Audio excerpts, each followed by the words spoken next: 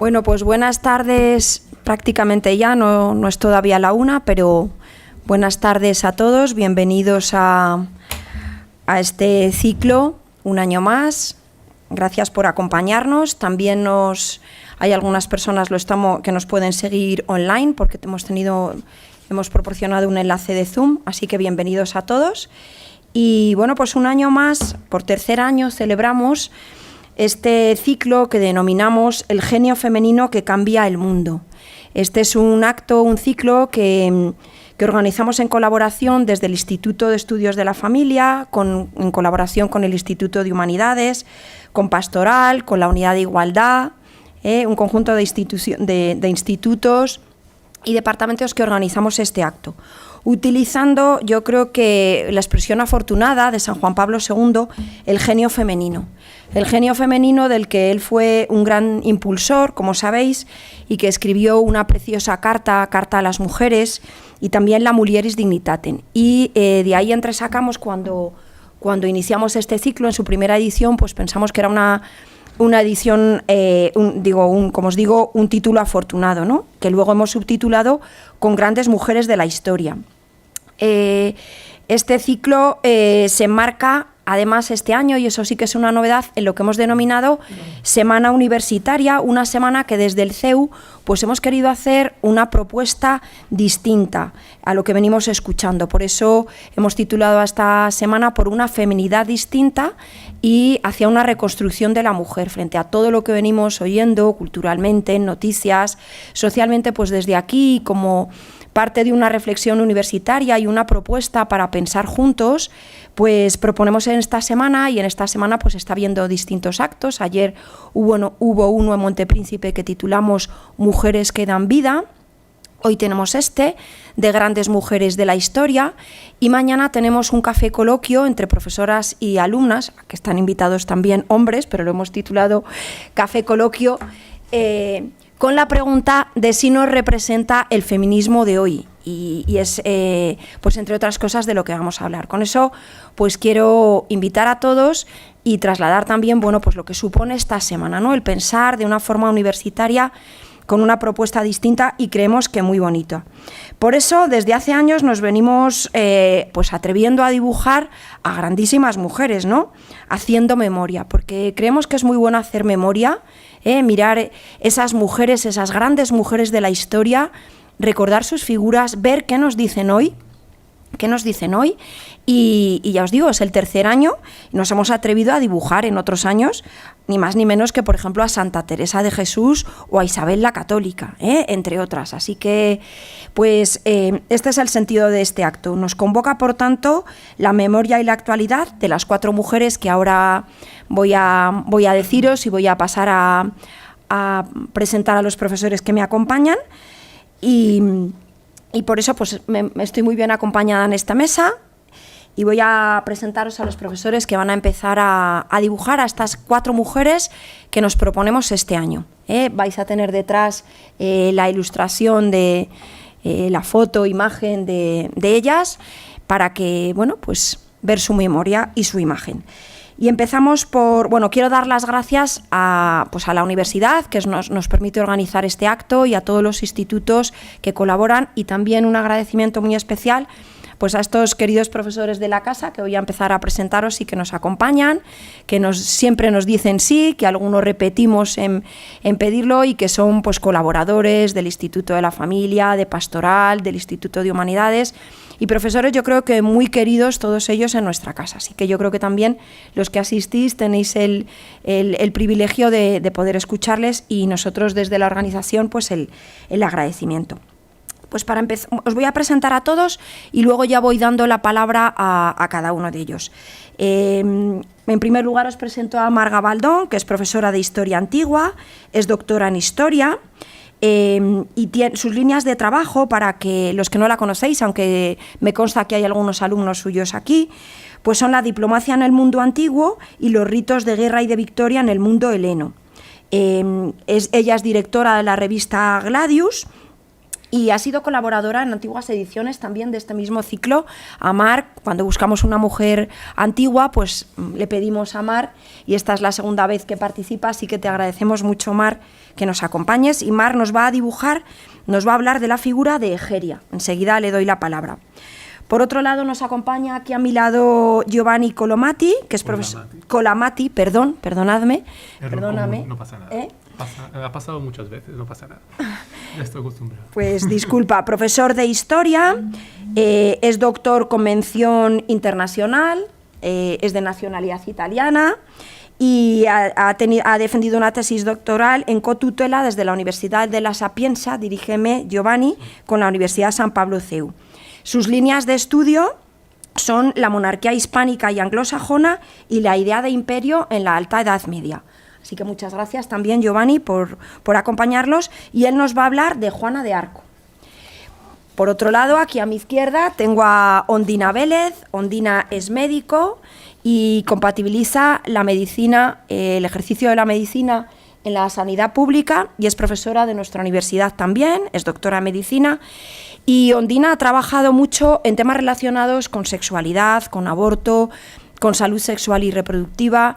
Es una gran colaboradora nuestra del Instituto de la Familia, le pedimos también muchas cosas y le hemos pedido ni más ni menos que nos dibuje. Hemos oído hablar últimamente mucho de la figura de Isabel Zendal con la creación del hospital, y entonces le hemos pedido a Ondina, como médico, pues que nos hablara de la figura de Isabel Zendal. Y por otro lado, pues tenemos por último al profesor Elío Gallego. El profesor Elío Gallego es catedrático de Filosofía del Derecho, es director del Centro Cefas, que la semana pasada pues hemos tenido aquí un gran congreso dedicado a Europa y a la renovación cristiana de Europa, que se ha dirigido desde Cefas. Y bueno, el profesor Elío Gallego tiene muchas publicaciones sobre diferentes temas, os leo algunas de ellas, sobre representación y poder, sabiduría clásica, libertad política, tradición jurídica y derecho subjetivo, estado de disolución, autoridad y razón, son algunos de los títulos. Y me consta que a Elío pues le hemos pedido una figura que le va a apetecer mucho dibujar, que es Hannah Arendt. Así que, como veis, pues bueno, estoy extraordinariamente acompañada para este acto, y sin más y con el agradecimiento a todos, pues doy la palabra a Mar. Luego quizá ellos nos van a hacer pues un dibujo de cada figura, y quizás si nos da tiempo vamos viendo después pues si os apetece preguntar, entrar en coloquio, vemos luego cómo vamos de tiempo. Así que muchas gracias a todos, y Mar, tienes la palabra. Voy a hablar de una mujer, Egeria, que quizá no es muy conocida, y creo que no es muy conocida para los que estáis aquí, y luego contar en 7 minutos, que es lo que voy a hablar, espero no pasarme más tiempo, hablar del viaje y la vida de una mujer, un viaje que duró casi 4 años, va a ser un poco complicado, pero lo vamos a intentar. Voy a partir, bueno, pues contaros que en el año 1844, en Arezzo, en Italia, el erudito Gianfrancesco Gamurrini encontró un códice que contenía un itinerario incompleto en el que una mujer describía con bastante detalle parte de su viaje por Oriente Próximo, además de la liturgia que se practicaba por aquellos lugares. ¿Quién era esta mujer? ¿Quién era esta autora? Seguramente los que han tenido la suerte de ir a Tierra Santa han oído hablar de esta singular mujer y de su viaje, pero en general es bastante desconocida para nosotros, especialmente para nosotros que somos españoles, no la conocemos mucho. Hoy sabemos con certeza que se llama Egeria, que nació en el siglo IV en la Hispania romana, en la provincia de la Galaecia, en el extremo occidental del mundo conocido entonces. Entre las mujeres de la aristocracia romana se puso muy de moda en el Bajo Imperio visitar los santos lugares descubiertos y popularizados por Santa Elena, la madre del emperador Constantino el Grande. Y al igual que Egeria, sabemos que otras mujeres romanas hicieron este viaje a los lugares santos, como Paula de Roma, Melania la Mayor, Melania la Joven, 3 mujeres de la nobleza romana que renunciaron a sus riquezas y adoptaron una forma de vida ascética en Tierra Santa. Pero Egeria fue la única que escribió su viaje. Por tanto, se puede decir que es el primer relato de viajes de una peregrina hispana. Es casi el primer relato de viajes que tenemos, ¿no? Este viaje lo hizo entre los años 381 y 384, al final del siglo IV. Emprendió, por tanto, un viaje muy largo, Sabemos que viajó, porque nos lo dice ella, a lomos de caballo, en barco, a pie, muchas veces acompañada, de lo que ella dice, un séquito de algunos santos varones, presbíteros, diáconos y algún obispo. Se sabe que visitó los santos lugares, Egipto, Palestina, Siria, Mesopotamia, Asia Menor y Constantinopla. Atravesó el sur de la Galia, el norte de Italia, cruzó en barco el mar Adriático y llegó a Constantinopla, la capital del Imperio de Oriente, en el año 381. Seguramente allí se preparó para el viaje que le llevaría a Tierra Santa. Desde Constantinopla partió a Jerusalén, visitó Jericó, Nazaret y Cafarnaún. Y un año después, desde Jerusalén, partió hacia Egipto, visitó Alejandría, Tebas, el Mar Rojo, bueno, pues el mapa es Sinaí, visitó luego Antioquía, Edesa, Mesopotamia, Siria, hasta que luego regresó a Constantinopla. Escribió estas impresiones de su viaje en un libro que llamamos Itinerarium ad Loca Santa. En realidad es un conjunto de cartas dirigidas a sus amigas. Sí, esto lo escribió para unas amigas. De hecho, ella las llama señoras y hermanas, dominae sorores, lo que hace pensar que Egeria pertenecía a una comunidad religiosa. De hecho, a veces se la llama la monja Egeria, aunque este concepto no existía todavía en este momento, pero es muy probable que perteneciese a algún tipo de comunidad religiosa. Ella escribe en estas cartas a estas hermanas y señoras de forma muy minuciosa y muy detallada, llena de anécdotas y curiosidades. Describe, por ejemplo, cómo viajaba, pues eso, con el caballo por la vía Augusta, por la vía Domitia, por la vía Flavia, cómo se alejaba en las mansio, las típicas casas de postas romanas, cómo se alojaba también acogiéndose a la hospitalidad de los monasterios de Oriente, que eran bastante importantes en este momento, no tanto en Occidente. Y narra también, desde luego, las dificultades con que se encontró al pasar por paisajes y regiones inhóspitas. Sin duda, no era un viaje fácil, especialmente para una mujer de aquella época.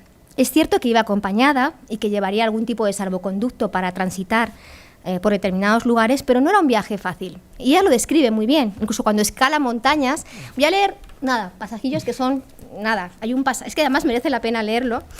Cuando está en el monte Sinaí, aquí dice claramente lo complicado que es subir al monte Sinaí, y lo dice, dice, estas cimas solo se pueden conquistar a costa de ingentes esfuerzos, ya que no puedes ascender poco a poco y dando rodeos en línea de caracol, como suele decirse, sino que tienes que subir directamente como por una pared y descender igualmente en línea recta a cada uno de aquellos montes antes de llegar al pie mismo de ese promontorio que se alza en medio de todos y al que se llama Sinaí.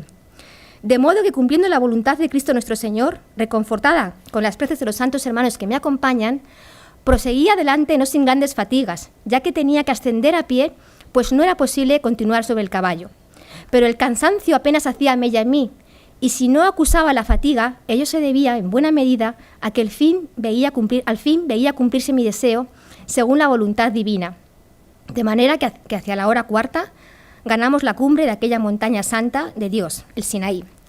Como han visto, en este cuaderno de viajes redacta con bastante naturalidad y con expresiones sencillas en un latín vulgar y coloquial que se hablaba entonces, y revela que era una mujer verdaderamente piadosa, porque esto es lo que realmente le movió a hacer y le decidió hacer este viaje, porque habla también de cómo asiste a ceremonias, describe la liturgia con todo detalle, pero al mismo tiempo una mujer decidida, una mujer valiente y sin duda una mujer viajera en el sentido más pleno de la palabra, porque es propio del viajero el ansia de saber y la curiosidad. Y ella en algún momento se describe a sí misma: yo, como soy muy curiosa, empecé a preguntar. Era una mujer curiosa.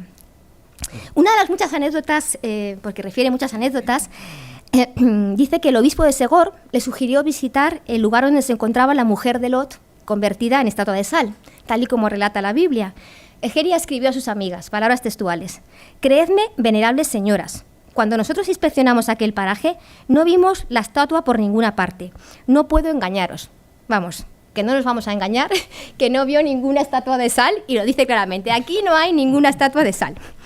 Bueno, para ir acabando, porque quiero que mis compañeros describan a estas mujeres con historia, el itinerario está incompleto, no ha llegado completo hasta nosotros, y entonces no sabemos realmente qué le pasó a Egeria, no sabemos cuándo murió, no sabemos si regresó a Hispania o se quedó por aquellos santos lugares, como muchas mujeres hacían. Sabemos que en marzo del 384 partió hacia Constantinopla, visitando algunas tumbas de mártires y monasterios a lo largo de Mesopotamia y Siria. Y las últimas palabras de Egeria en su itinerario están escritas en Constantinopla y dicen así, y también voy a leerlo porque es bastante sugerente, las últimas palabras son bastante sugerentes. Desde este lugar, Constantinopla, señoras mías, luz de mi vida, mientras despachaba estas letras a vuestra caridad, ya abrigaba el propósito de, en nombre de Cristo nuestro Señor, viajar hasta el Asia, concretamente a Éfeso, para venerar el sepulcro del santo y bienaventurado apóstol Juan. Ahora bien, si después de eso sigo con vida, si puedo llegar a conocer otros lugares, yo misma en persona, si Dios se digna otorgármelo, daré cumplida cuenta a vuestra caridad. Y si otros planes se apoderan de mi ánimo, os lo haré conocer a través de estas cartas. Por vuestra parte, señoras mías, luz de mi vida, dignaos tenerme en vuestra memoria, tanto si continúo dentro de mi cuerpo como si por fin lo hubiese abandonado. En definitiva, creo que estas últimas palabras de Egeria, en este relato de viaje, en estas cartas, creo que revelan claramente que era una mujer singular en su tiempo. Hablamos del genio femenino que cambia el mundo. Yo creo que lo que cambió a Egeria fue este viaje, ¿no? El viaje excepcional es lo que realmente la transformó, ¿eh? Y ella nos lo ha transmitido a través de este relato, a través de estas cartas. Y yo recomiendo que quien vaya a Tierra Santa ahora, cuando pueda, se lea previamente el relato de Egeria o incluso lo lleve como guía de viaje, que seguro que nos va a ayudar mucho. Y ya para simplemente acabar, 3 siglos después de la vida de Egeria, un abad, Valerio del Bierzo, escribiendo unas cartas a sus monjes, puso a Egeria como un modelo de mujer fuerte, decidida, piadosa, y se lo ponía como modelo a los monjes a los que escribía. Y él escribía: la bienaventurada Egeria, con la llama del deseo de la gracia divina, con el sustento de la majestad del Señor, emprendió un largo periplo por todo el orbe, con todas sus fuerzas y con un corazón intrépido. Por tanto, una mujer bastante intrépida. Y ya para terminar, pues eso, recomiendo que leáis el itinerario de Egeria, que se lee muy fácil, la verdad es que es un libro pequeño y bastante fácil de leer. Este libro de Mujeres Viajeras de la Antigüedad, que también no solamente... y Egeria no fue la única. Y luego incluso yo, sabéis que siempre recomiendo novelas. Hay una novela de Ana Muncharaz, El viaje de Egeria, una novela preciosa, por cierto, muy bonita y muy recomendable, que recoge muy bien el espíritu de esta mujer. Pues muchas gracias.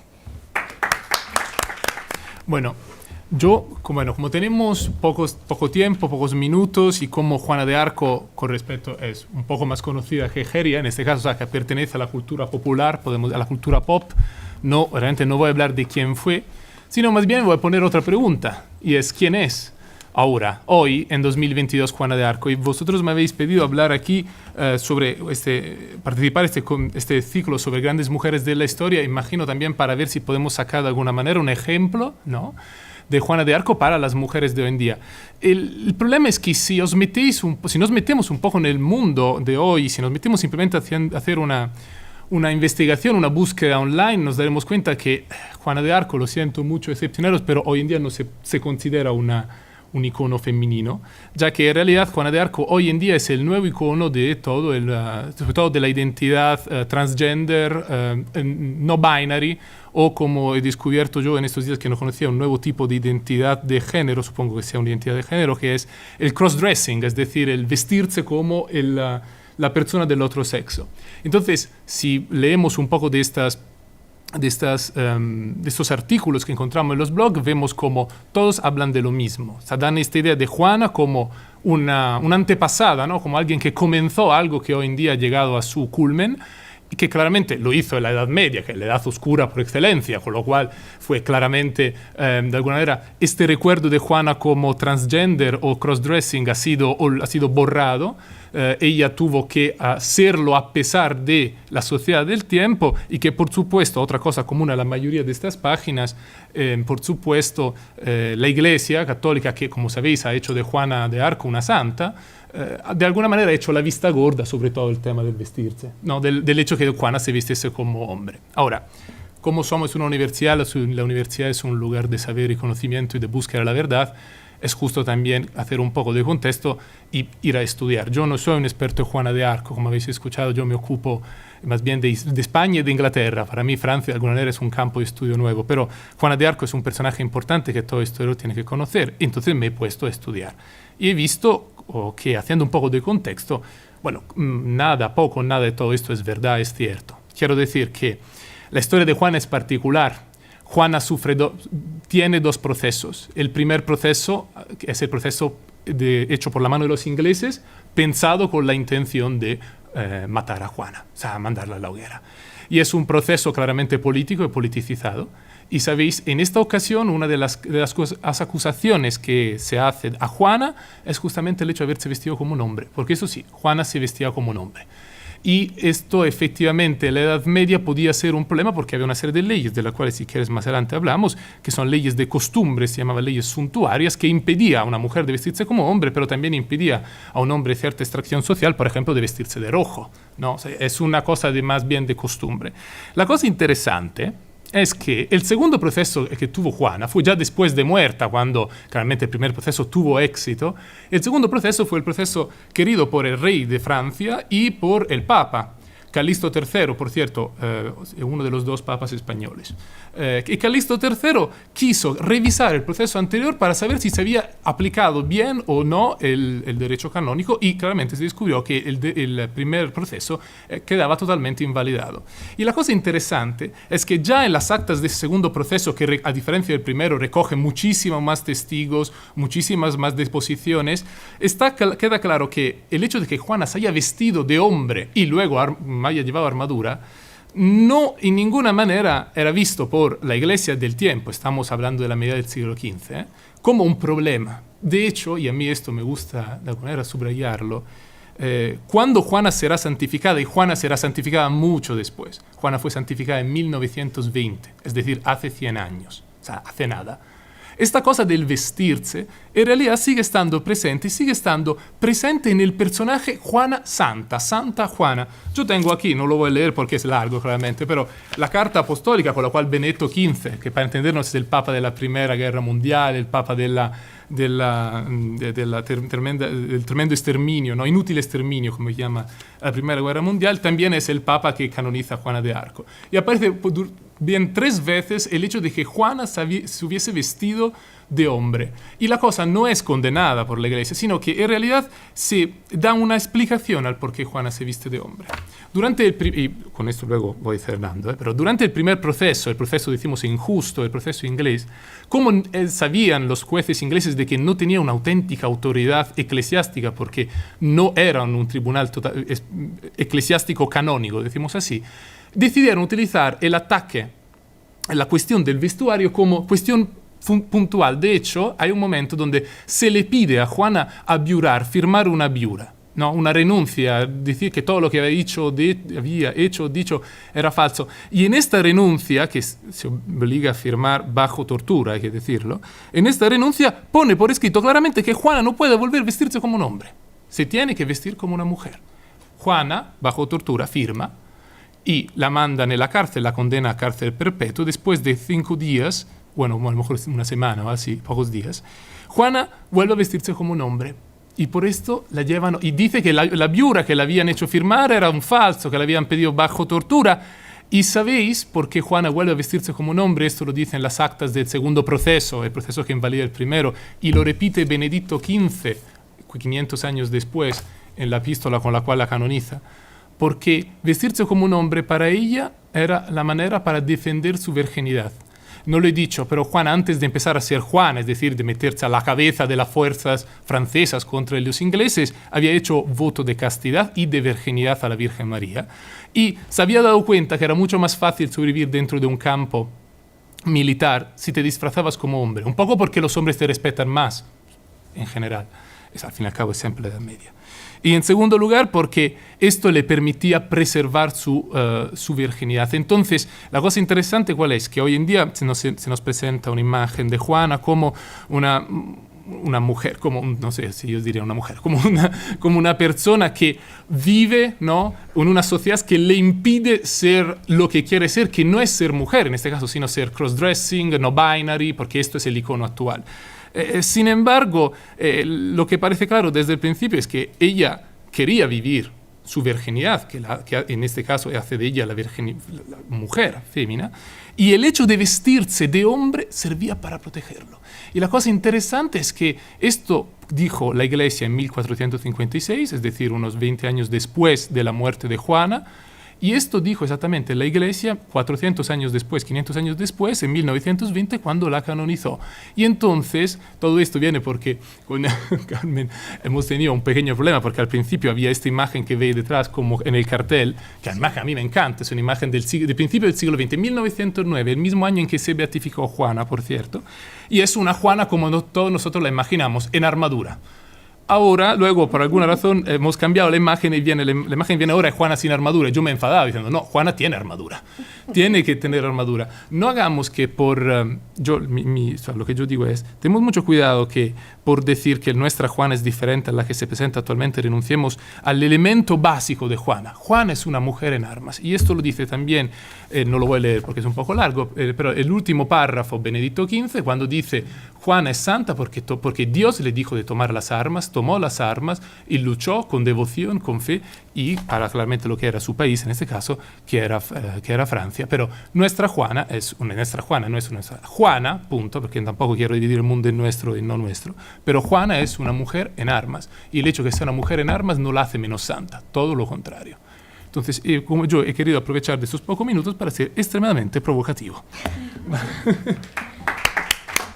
Se me oye, ¿verdad? Bueno, pues también agradecer que me hayáis invitado a hablar de Isabel de Zendal. Isabel Zendal, una gran desconocida, hasta que Isabel Ayuso la propuso como titular del Hospital de Emergencias Isabel Zendal en plena pandemia del año 2020. Lo cierto es que Isabel Zendal yo ya conocía un poco de ella porque había visto la película de 22 ángeles, que precisamente esta imagen viene de esa película, creo. Es una película que os recomiendo, que se basa en un libro de Ángeles Custodio de Almudena Arteaga de 2010, pero simplemente si os fijáis las fechas nos hacemos una idea de que realmente Isabel de Zendal, algunos sabréis un poquito de ella por estas nuevas historias que nos han contado, pero son muy recientes. Cuando yo vi la película de Isabel de Zendal en el año 2019, me parece, pensé, porque a mí en la carrera de medicina nadie me ha hablado de esta mujer. No solo nadie me ha hablado de esta mujer, sino que nadie me había hablado en la carrera de medicina de la expedición Balmis, que ahora hablaré de ella. Realmente es todo un descubrimiento como mujer española y también del papel de España en la historia de la humanidad. Por eso cuando me habló Carmen de hablar de Isabel Zendal pensé, pues me encanta, porque soy una admiradora de ella, y para definirla diría primero que la podemos definir como mujer gallega, que yo también tengo orígenes gallegos, madre y enfermera. Son las palabras que definen a Isabel de Zendal, y además desconocida. Ella nunca buscó ningún tipo de ser famosa. En ningún momento se imaginó que hablaríamos de ella pues, tantos años después. Sin embargo, es curioso porque mientras en España nadie sabíamos nada de Isabel de Zendal, ya en 1950 la OMS la declara primera enfermera en misión internacional. Y en México, en 1975 hay un premio Isabel de Zendal que se da todos los años a un mejor premio de investigación. Y en Puebla hay una escuela de enfermería que también tiene ya muchísimos años que lleva su nombre. Estos días, buscando historias de Isabel de Zendal, he entrado en esta escuela de enfermería y el lema principal de la escuela recuerda cómo era Isabel de Zendal: sacrificio sin esperar gloria. Y esto podría ser lo que define la figura de Isabel de Zendal. En España, no sé, hasta 1999, cuando un periodista investigador, en un programa que se llamaba ¿Quién foi?, en gallego ¿Quién fue?, empiezan a investigar historias de personas que no se saben ellas, sobre todo de huérfanos. Entonces, se entera de la historia de, al parecer, una rectora de un hospicio en Galicia que había tenido un papel muy importante en esa expedición de llevar la vacuna de la viruela a la otra parte del mundo. Empieza a investigar y es gracias a este periodista investigador como investigando, buceando en todos los archivos de las parroquias y de los hospitales de la iglesia del momento, podemos tener una idea, una visión de quién era Isabel de Zendal. Porque lo cierto es que el apellido Zendal es un apellido que los que venimos de esa zona de España ni nos suena. Entonces había incluso un rumor de que no era española, sino que había tenido un padre inglés o que se había casado con un inglés. Nada más lejos de eso.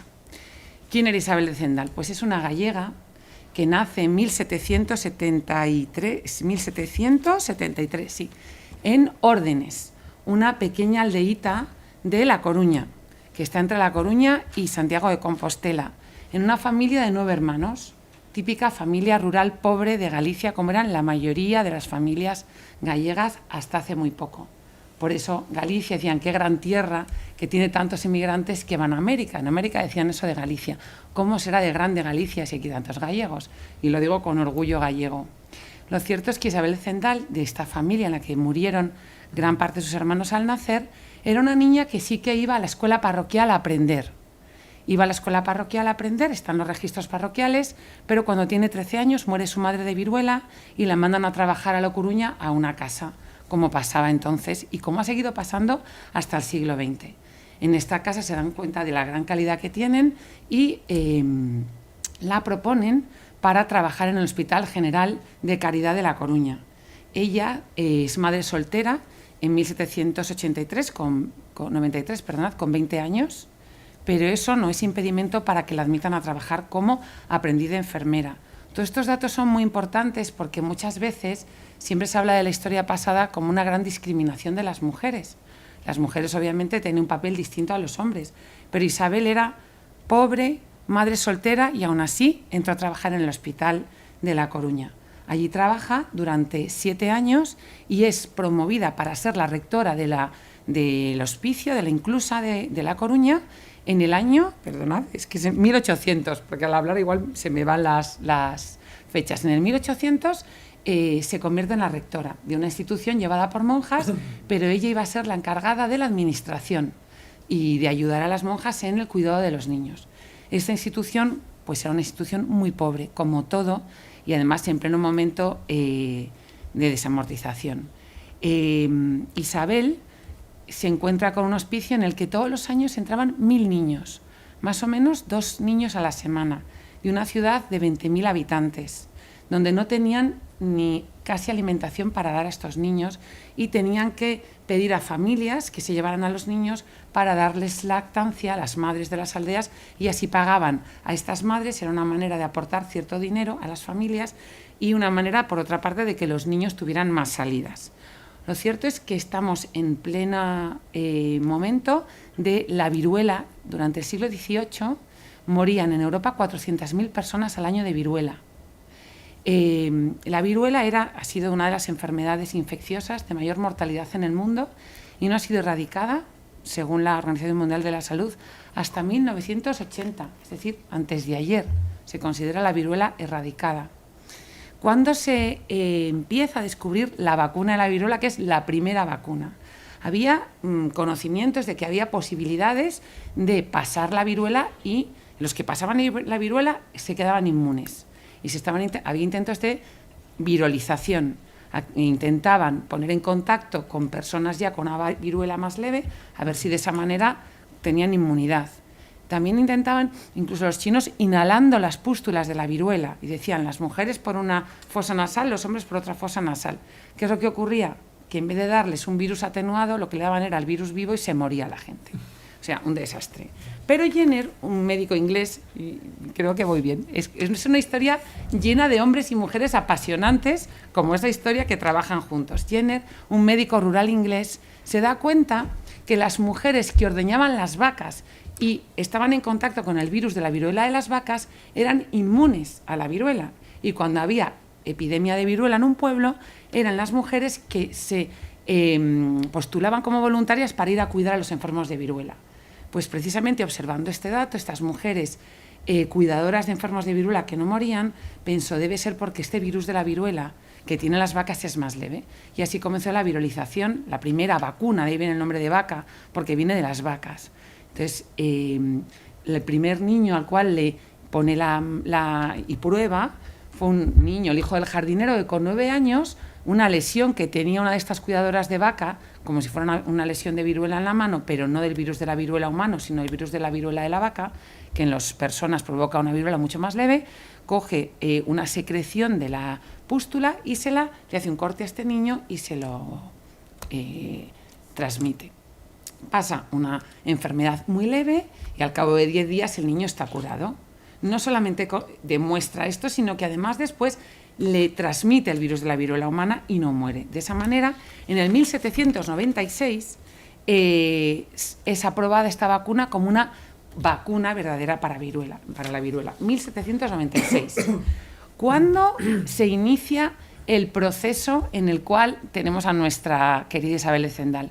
Pues solamente unos años más tarde, en el 1803, muy poquito después de que la vacuna de la viruela en Inglaterra sea reconocida como tal, Balmis, un médico cirujano español, convence a Carlos IV para que aporte fondos suficientes para llevar la vacuna de la viruela no solo a territorio español, sino a los territorios españoles ultramar, y llevar la vacuna de la viruela a América y a Filipinas. Es una gran expedición que se llama la Real Expedición Filantrópica de la Vacuna o la Expedición de Balmis, y en esta expedición se transmite esta vacuna de la viruela hasta América. ¿Cuál era el problema? Que no se podía transmitir en ningún soporte no vivo. La vacuna de la viruela tenía que ir en personas vivas, porque al llegar a las zonas de calor moría. Era un virus vivo, atenuado, que había que transmitirlo, mantenerlo vivo. Se les ocurre que la mejor manera para transmitirlo es gracias a niños que no hayan pasado la viruela.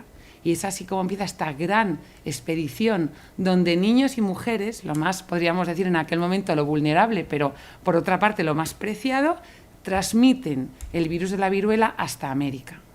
La expedición parte el 30 de noviembre de La Coruña, en el María Pita, muchas mujeres que han influido en la historia, y estos 37 expedicionarios, de los cuales 22 son niños y hay una sola mujer, que es Isabel de Zendal, su encargo fundamental era velar por los niños, porque los niños tenían que llegar vivos.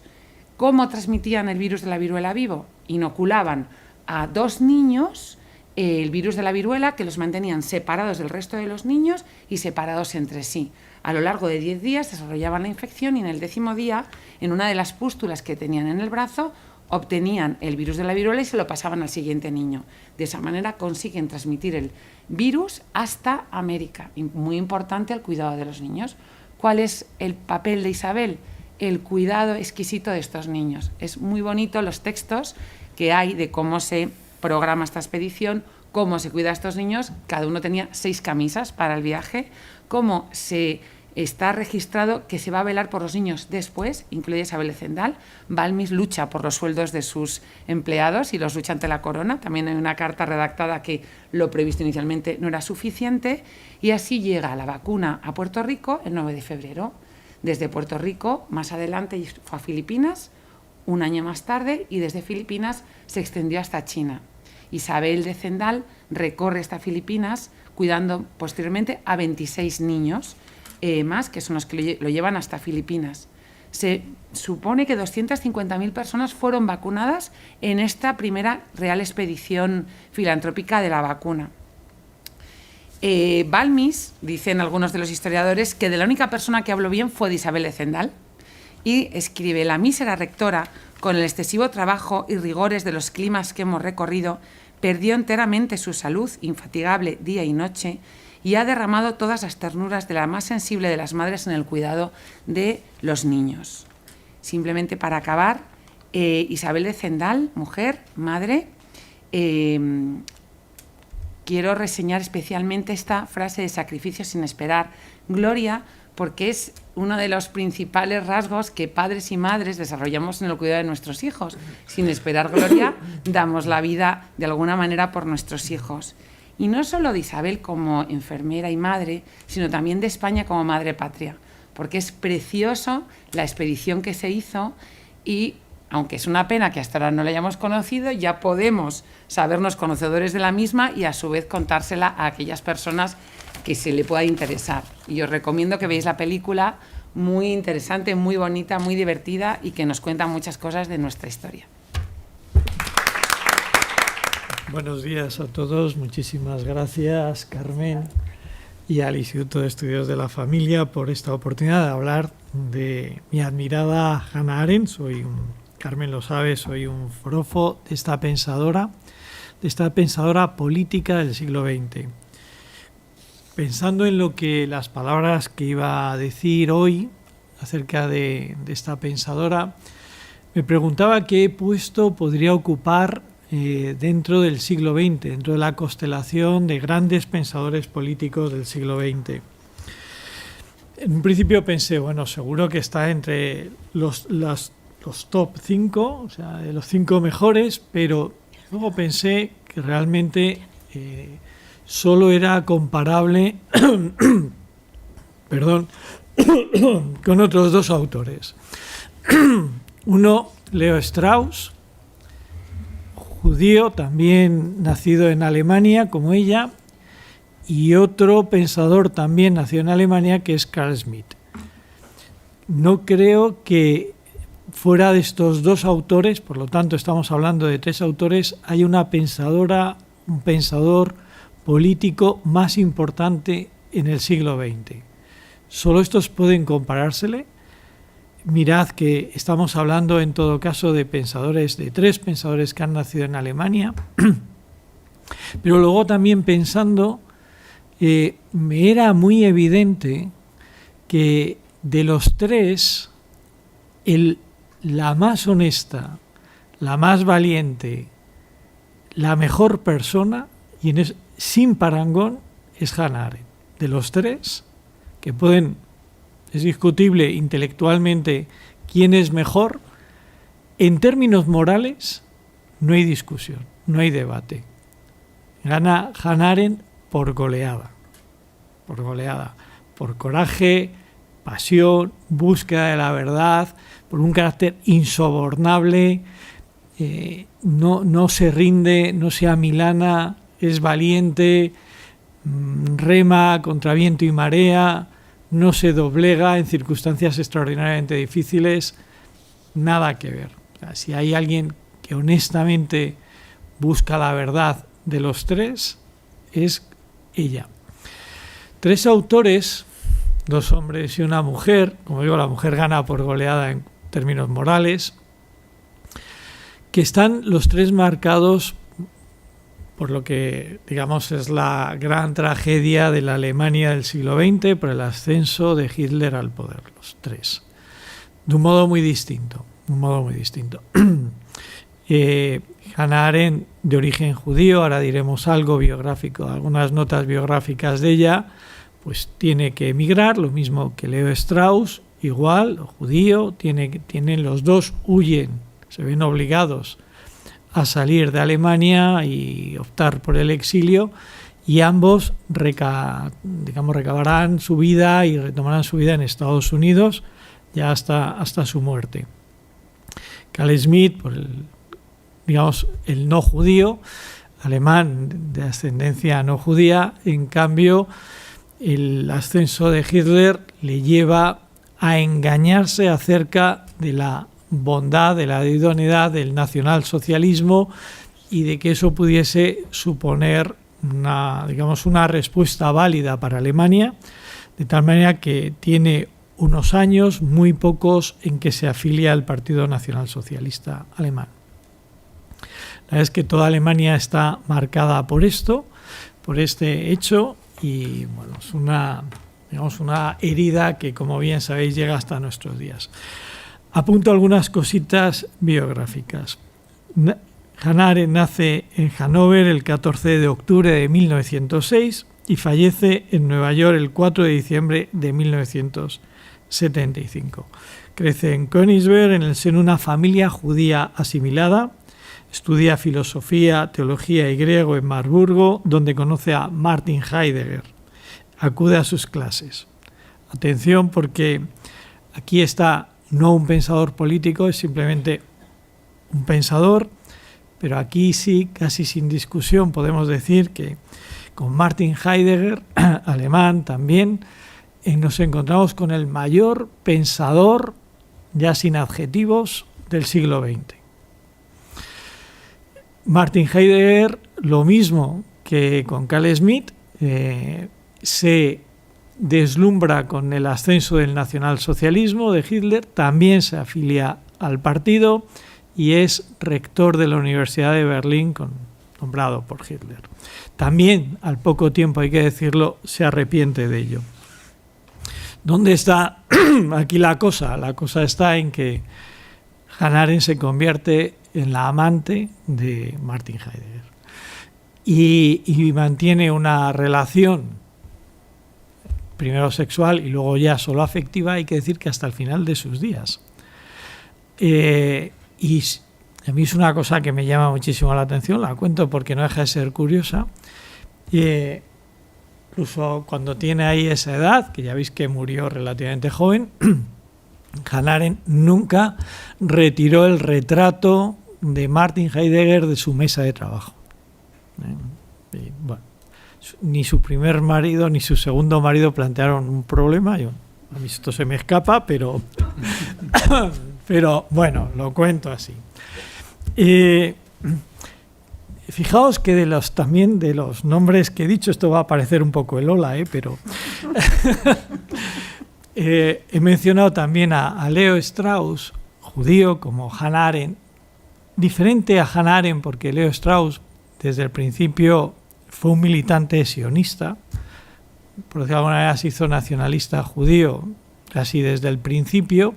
En cambio Hannah Arendt solo toma conciencia y se identifica con el judaísmo con el ascenso de Hitler al poder.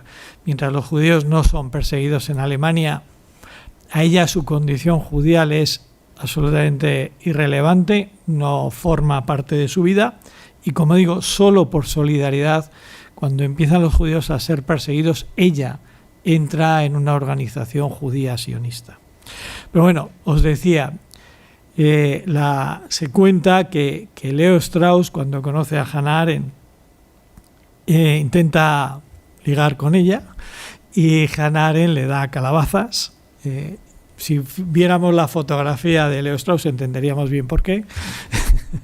Pero bueno, bromas aparte, eso significa que de los dos mayores pensadores políticos del siglo XX, nacidos en Alemania, de ascendencia judía y que luego desarrollan toda su vida intelectual y académica en Estados Unidos, jamás se hablaron y jamás se refieren uno al otro, digamos, en términos públicos, en términos privados sí, para ponerse a parir, pero en términos públicos nunca hacen referencias entre ellos porque hay como un odio y una enemistad extraordinaria. Bien, la directora de la tesis es Karl Jasper, sobre el concepto de amor de San Agustín, que tendría mucha influencia, es un pensador que tendrá mucha influencia en nuestra pensadora. ¿Qué ideas políticas tenía Hannah Arendt? Pues mirad, hay que decir que no es fácil ubicarla, no es fácil etiquetarla. Y para eso me voy a basar en un diálogo que ella tiene en 1972 en Toronto. Es un congreso, una reunión de intelectuales, donde ella es de algún modo la protagonista. Fijaos, 1972, ella fallece en 1975, o sea, le quedan 3 años de vida. Y uno de estos intelectuales, por favor, pensad el ambiente de los años 70, mediados de los 70, es un ambiente profundamente izquierdista, muy, muy influido por el marxismo. Y todos los que la rodean, incluso sus amigos, todos son de izquierdas y muy, como digo, influidos por Marx. Entonces, uno de ellos, Morgenthau, le pregunta: ¿qué es usted? ¿Es usted conservadora? ¿Forma parte de los liberales? ¿En cuál de las opciones actuales se encuadra usted? Quiere que se moje. Y Hannah Arendt contesta: no lo sé. Realmente no lo sé. Ni lo he sabido nunca. Y supongo que nunca he asumido una de esas posiciones. Usted sabe que la izquierda piensa que soy conservadora. Y los conservadores piensan a menudo que soy de izquierdas, o que voy por libre, o vaya usted a saber qué. Debo decirle que el asunto me deja completamente indiferente. No creo que de esta manera las verdaderas cuestiones de este siglo vayan a recibir ninguna luz, sea del tipo que sea.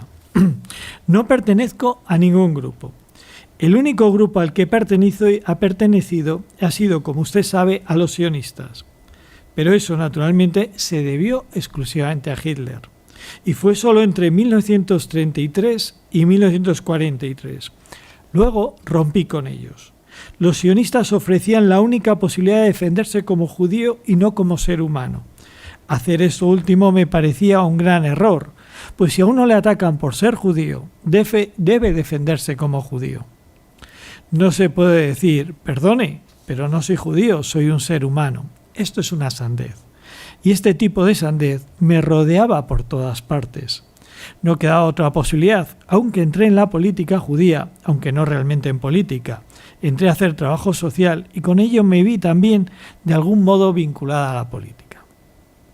Y ahora añade, nunca fui socialista, nunca fui comunista. Mi medio familiar era socialista, mis padres eran socialistas, pero yo no lo he sido nunca. Nunca he pretendido algo semejante, así que no puedo responder a la pregunta. Y continúa. No he pertenecido nunca a los liberales. Se me pasó por alto el enumerar todo lo que no he sido. Nunca he sido partidaria del liberalismo. Recién llegada a este país, Estados Unidos, escribí un artículo sobre Kafka en mi inglés de entonces, muy vacilante, y la Partisan Review buscó a alguien para que lo pusiera en un inglés correcto. Cuando fui a la redacción para este asunto, leí el artículo y me encontré en él la palabra progreso. Les dije, ¿qué significa esto? Esta palabra yo no la he usado. Entonces, uno de los redactores se fue al cuarto de al lado, donde estaban sus colegas, dejándome sola, y le oí decir en un tono atribulado, pero si ni siquiera cree en el progreso. Esta es nuestra autora. Nunca creyó en el progreso. Jamás. Jamás. ¿Y esto qué significa? Esto significa que para ella la historia es siempre una aventura abierta, una aventura indeterminada, donde se pone en juego la libertad de las personas. Por lo tanto, no está escrita, no está definida el sentido de la historia. No está escrita. Y no está dicho que la historia siempre y en todo vaya necesariamente de peor a mejor o de más a menos. Es más, en términos de pensamiento político, la historia moderna puede ser descrita como la historia de una pérdida, de una carencia, de algo que hemos dejado en el camino, que hemos olvidado. La categoría que Hannah Arendt va a utilizar para esto que se ha perdido va a ser la de la libertad política. Nosotros, en la sociedad moderna, abundamos, por decirlo así, en una libertad que es una libertad privada, es decir, del individuo concebido como individuo, en su vida en sociedad, con otros, en su capacidad de autodeterminación y de autonomía frente a otros. Pero ya no es la libertad de un pueblo que se reúne para hablar, para decidir, con categorías de discurso político, de tomas de decisiones. Y para Hannah Arendt esta es una pérdida muy importante, porque la dimensión de lo político es una dimensión que perfecciona, cumple y completa lo humano. De tal manera que en este sentido nuestra libertad privada es una libertad privada de algo que es importante y valioso y que ella encuentra precisamente en los griegos. Ella es una gran reivindicadora y es por decir así, es una lectora especialmente lúcida e inteligente del pensamiento de los griegos. También de los latinos, también de Roma, pero es verdad que ella se va a encontrar especialmente a gusto entre los griegos. Y va a rescatar para actualizar, para reproponer esta idea de libertad política, porque ella mantiene que una libertad solo privada y por lo tanto que está fuera de esta dimensión de la esfera de los grandes asuntos públicos que a todos conciernen, es un empobrecimiento gravísimo. Por lo tanto, ella, por un lado, hace un trabajo de erudición, pero también hace un trabajo no solo erudito, no solo académico, sino que intenta transmitirnos el valor de estas cosas. Ella es una reivindicadora de esta libertad política. En su momento también reivindicó la Constitución norteamericana, que en gran medida bebe de estos valores, pero ya solo quisiera, para ir terminando, destacar el carácter de coraje e insobornable lealtad con la verdad que, como decía al principio, caracteriza su vida. Ella, cuando un comando israelí en los años 50 captura al que podría ser tercero o cuarto en la línea de la jerarquía nazi, que se llama Adolf Eichmann, y se lo llevan a Jerusalén para hacer un juicio sumarísimo, ella pide ir allí de corresponsal para seguir ese juicio y lo que ve le hace descubrir cosas que no se esperaba, cosas muy desagradables que ya escribió en un libro que le atrajo muchos sinsabores, muchas amarguras, y que podéis encontrar también en una película magnífica que por favor no dejéis de ver, que se titula tal cual Hannah Arendt. Por favor, ved esa película, refleja con una fidelidad absoluta lo que ella cuenta, lo que ella vivió y a todo lo que se tuvo que enfrentar para contar. No voy a hacer el spoiler, pero también voy a terminar con una cosa que ella descubrió a partir del estudio del proceso de Eichmann y de la propia figura de Adolf Eichmann, que es el organizador de los trenes y convoyes de judíos que fueron llevados a los campos de exterminio nazi. Ella descubrió, con eso también acaba la película, una verdad profundamente cristiana, profundamente agustiniana, que ella había leído pero no había terminado de caer en la cuenta, profundamente tomista, que es que solo el bien es radical, que en la raíz del ser, que en la raíz del mundo, que en la raíz de lo que existe, habita el bien. Solo el bien es radical, que el mal, frente a toda apariencia, frente a esa mentira que aparece con que se nos presenta como parece que es omnipotente, invencible, capaz de cubrirlo todo, en el fondo se mueve, como decía antes, en una mentira. Es una superficialidad y una banalidad absoluta. El mal es vano, es hueco, no tiene profundidad, no tiene raíz. Frente a eso no hay equilibrio, no es parangonable con el bien. El bien es la profundidad última de las cosas y donde todo lo que existe descansa y encuentra su consistencia. Este fue el legado de una mujer valiente, sabia y que todavía tiene mucho que decirnos. Muchísimas gracias. Pues apuntaba distintas cosas y fijaros, ¿no? Apuntaba unas palabras también para pensar, como decía Giovanni, qué nos dicen hoy, quiénes son hoy, por qué las miramos hoy, ¿no? Me apuntaba algunas palabras, por ejemplo, mujer piadosa, de Egeria, mujer virgen, de Juana de Arco, sacrificio, de Zendal, y pensadora o sabia, de Hannah Arendt, ¿no? Nos habéis descrito unas mujeres que encajan, no me gusta la palabra encajar, pero que son la encarnación de ese genio femenino, ¿no? Con el que hemos titulado, con esa expresión de Juan Pablo II, mujeres fuertes, mujeres audaces, mujeres intrépidas, mujeres que sostienen el mundo de ayer, de hoy, de siempre, ¿no? Y pensaba frente a la semana en la que estamos, ¿no? Y al estereotipo femenino, y además también habéis mencionado, perdonad, algunos de vosotros, santos varones y hombres apasionados a su lado, hombres sabios, hombres, ¿no? Entonces, frente a la semana y los momentos que vivimos en los que estamos en esos clichés, en esos dibujos femeninos, que estas mujeres, solo con conocerlas, ¿no? Se venden por sí mismas, no hace falta venderlas, solo hace falta mirarlas y ver su legado y ver lo que son, ¿no? No sé, es lo que me planteaba y es lo que queremos también plantear desde el Instituto de la Familia, con la mirada a estas grandes mujeres que las ha habido ayer, hoy y siempre, y es lo que me hacía pensar, ¿no? Vuestros dibujos, aparte de poder conocer y que nos habéis ilustrado con cada una de ellas. No sé si queréis alguien de los asistentes comentarnos alguna palabra, alguna pregunta.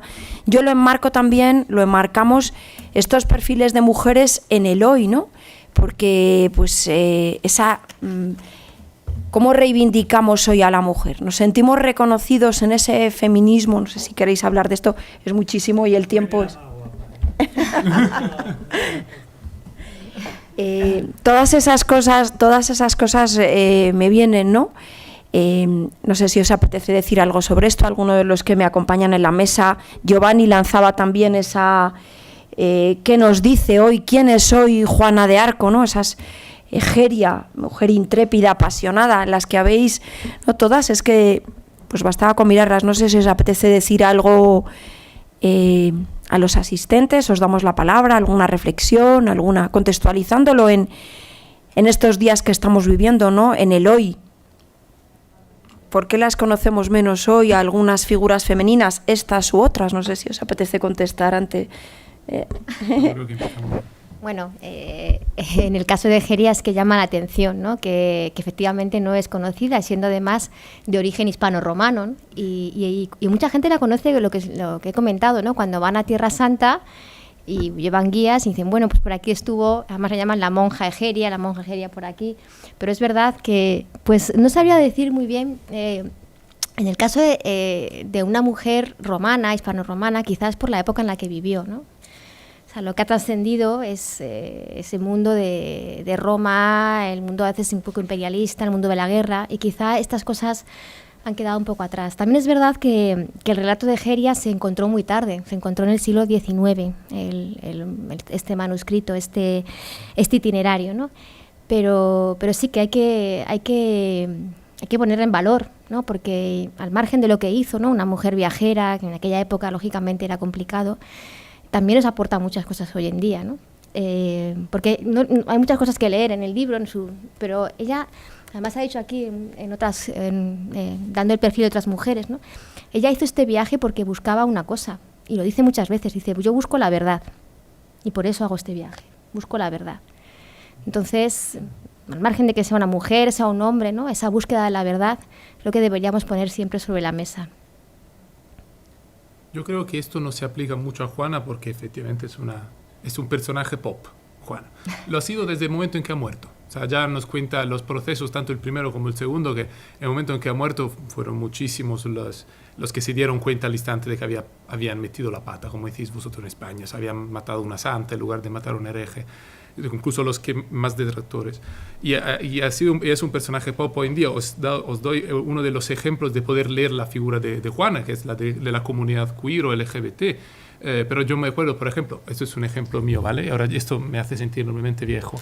Cuando tenía como 13 años había un juego de cartas muy famoso que se difundió, a lo mejor los que tienen miedo se recuerdan, se llama Yu-Gi-Oh!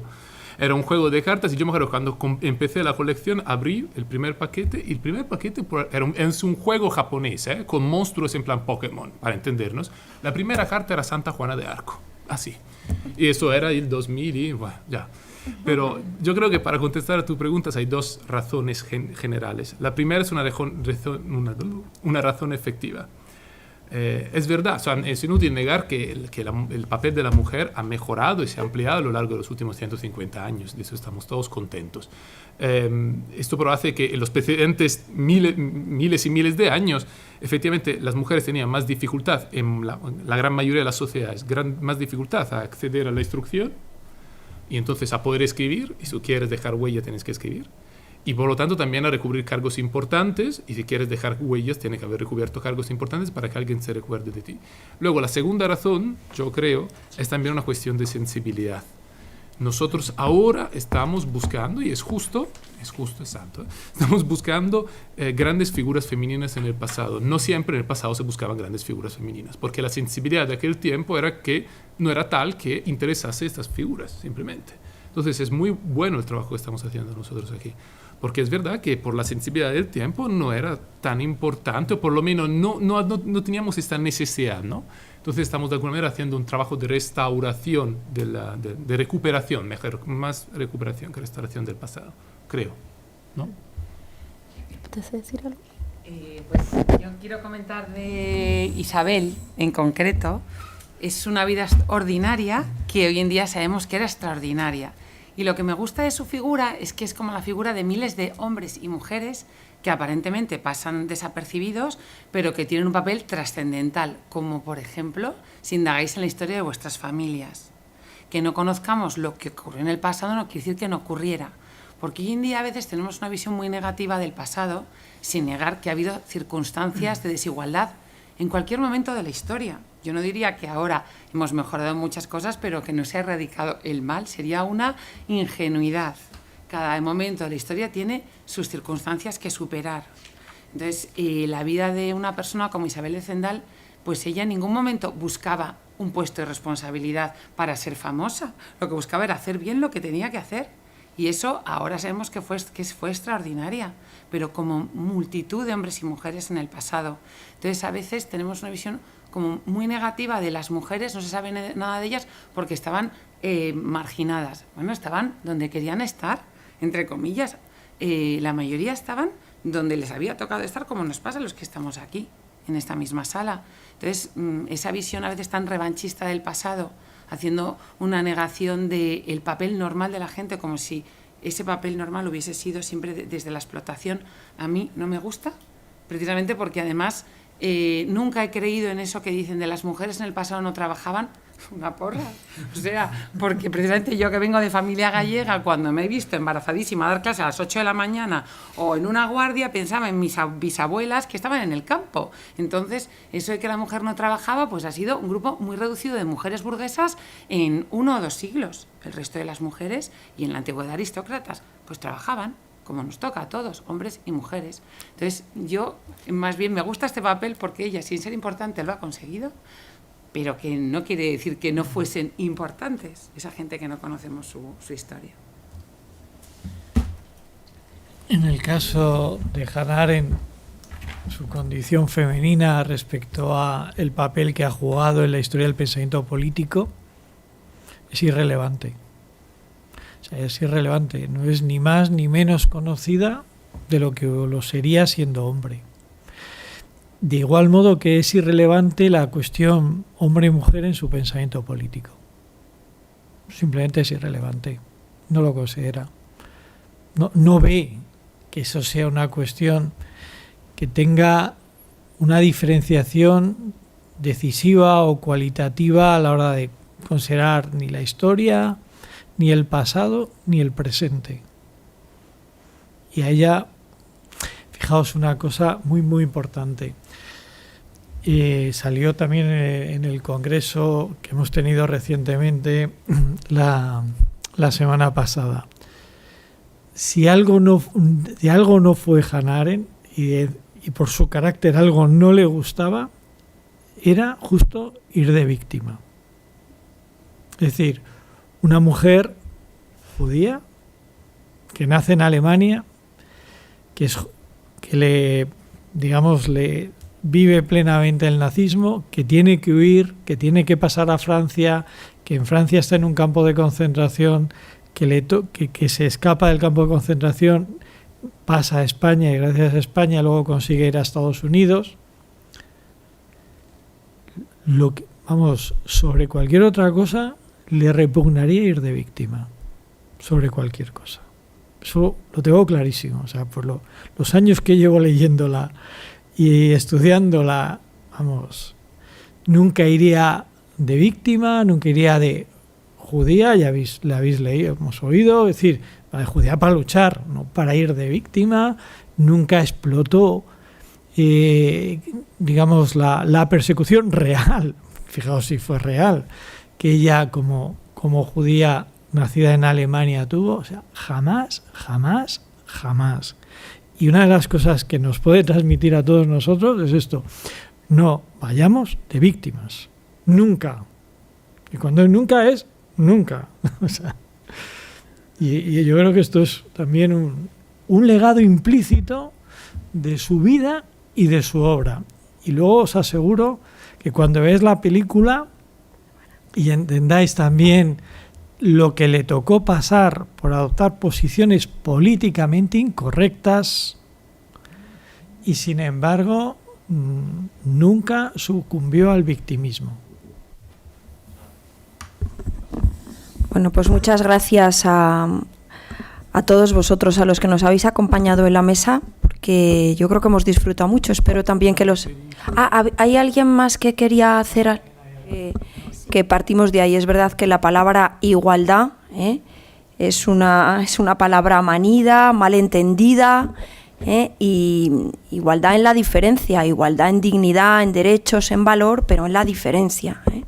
Claro que sí. Así que, bueno, pues agradezco muchísimo desde el Instituto de la Familia, desde la Unidad de Igualdad, desde los organizadores de este acto, de verdad, los profesores. Hemos disfrutado mucho y espero que los asistentes pues también hayáis disfrutado mucho ante estos profesores que nos han dado luz de estas figuras femeninas, como he dicho antes, audaces, intrépidas, que sostienen el mundo, que han sostenido y que siguen sosteniendo el mundo, pero no solas, junto a los hombres, junto a hombres buenos, a varones, a santos varones y a hombres que han acompañado y nos acompañan en todos los tiempos, no en confrontación, no en lucha, sino en algo mucho mayor, incluso que la complementariedad, en donación y en comunión. Así que espero que hayáis disfrutado este acto tanto como creo que los de la mesa, que siempre los de la mesa pues disfrutamos mucho, y también a los que nos habéis acompañado.